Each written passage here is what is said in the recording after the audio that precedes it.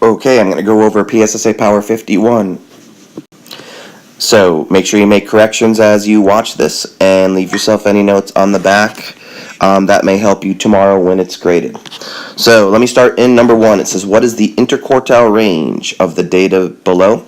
I already have the numbers in least to greatest order to save some time, but remember, interquartile range is the third quartile minus the first quartile. So in order to find those quartiles, I must split the numbers in half. And I'm going to do it right there because there's 8 numbers. So there's 4 on the lower half, 4 on the upper half. Now the first quartile is the middle of the lower half. So if I look here, since there's 4 numbers, if I get rid of little big, there's going to be 1 in the middle between 13 and 14, which would be 13.5, 13 and a half. In my upper half of numbers, I have 4 numbers again. So there's going to be a middle in between 18 and 19, which would be 18 and a half. So to find the interquartile range, I have to subtract 18.5 minus 13.5, and my answer is 5. So if you had that, give yourself a C. If not, leave yourself any notes that will help you tomorrow. All right, let's move over to geometry. It says, what is the area of the figure below? So this is one I'm going to split. I'm going to decompose it into 2 smaller pieces. Now there's a couple options here. Option 1 is I can decompose it right here into 2 rectangles.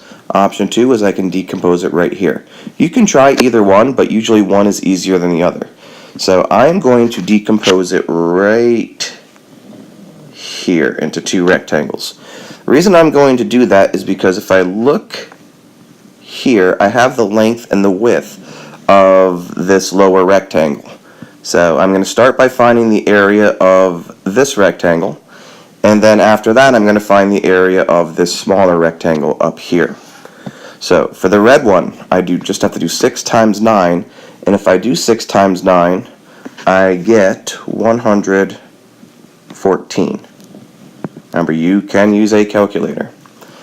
Now, for the smaller rectangle, I notice I have, let me get this ready here, I have this dimension right here, which is 2, and this dimension, which is 7. So all I have to do is 2 times 7, which is 14. And now that I have the area of the 2 rectangles, I just have to add those together, 114 plus 14, and I'll get C, 128 square centimeters. All right. Let us go down to the third one, rates and ratios. So, as I read the problem, I'm going to highlight important stuff. A bike shop can fix 3 bikes in 2 hours. At this rate, how many bikes will the bike shop fix in 6 hours? So, anytime I have a rate or unit rate problem, I'm going to write it as fractions. So, I'm going to start with this here, 3 bikes in 2 hours. All right, 3B, 2H. That is going to be my rate. Now I have to find out how many bikes they can fix in 6 hours. So since the 6 is hours, it's going to go on the bottom next to the 2 hours. Now to solve this, I just have to figure out 2 times 3 is 6. 3 times 3 will get me 9 bikes. So that is my answer, C. Remember, if you had it wrong, this is the work I'm going to be looking for to see that you were able to correct it. Okay. Last one. Which answer below would make the expression true? Now, I'm going to go over this, and I'm not even going to look at my answer choices here. So here's what I know they're looking for. I know they're looking for me to use either the commutative or the associative property to solve this one. So here's what it would look like. If I use the associative property, I would have the same exact numbers, 5 plus 6 plus 7. The only difference is my parentheses, instead of being around the 5 and 6, would be around the 6 and the 7. Because of the associative property, I know these 2 expressions would be equivalent. Now, if they're looking for the commutative property, that means a couple of the numbers would have to have switched. So I could see this, parentheses around the 5 and the 6, but maybe I switched their order to 6 plus 5 plus 7. That would be equal to the original expression, or I could even switch the 7 with the 5 or the 6. So basically I'm looking for one of those choices when I scroll down to the answers. So when I scroll down, I know it cannot be A, because when I look at A, I see a multiplication sign, and the original problem has addition.